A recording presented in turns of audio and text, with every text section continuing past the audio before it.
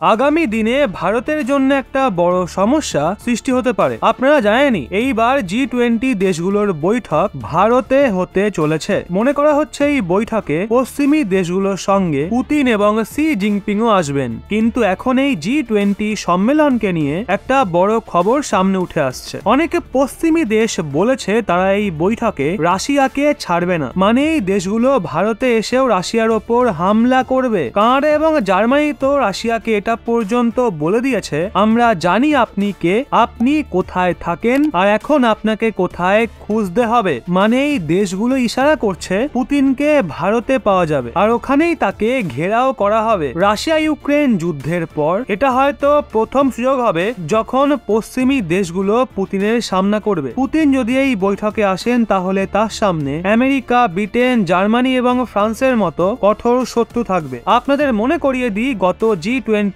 বৈঠকে পুতিন অংশ নেননি, কিন্তু মনে করা হচ্ছে তিনি এইবারের G20 বৈঠকে অংশ নেওয়ার জন্য ভারতে আসতে পারেন। ভারতের জন্য সবচেয়ে বড় চ্যালেঞ্জ হলো G20 সম্মেলনকে ঝামেলার ডেরা হওয়া থেকে বাঁচানো। আপনি এটা যেন অবাক হয়ে যাবেন, ফ্রান্সও ভারতকে একটা সতর্কতা দিয়েছে। ফ্রান্স বলেছে যদি ভারত রাশিয়ার বিরুদ্ধে আনা প্রস্তাবে তার সঙ্গ না দেয় তো ফ্রান্স G20 বৈঠকের পর জয়েন্ট স্টেটমেন্টে হস্তাক্ষর করবে না। আপনাদের জানাই যে কোনো বড় বৈঠক বা সম্মেলনের পর অফিসিয়াল ডকুমেন্ট বা সংযুক্ত ঘোষণাপত্র সব থেকে গুরুত্বপূর্ণ ডকুমেন্ট হয়ে থাকে। এই ডকুমেন্টেই বৈঠকে নেওয়া গুরুত্বপূর্ণ সিদ্ধান্তগুলো লেখা হয় আর সেগুলো লাগু করার জন্য সদস্য দেশ হস্তাক্ষর করে। কিন্তু ফ্রান্স হস্তাক্ষর করবে না জানিয়ে দিয়েছে যদি ভারত তার সঙ্গ না দেয়। G20 বৈঠক নিয়ে আরো একটা নতুন বিবাদ চলছে। G20 দেশগুলোর নেতা বিচার করছে এই বৈঠকের পর যে সংযুক্ত ঘোষণাপত্র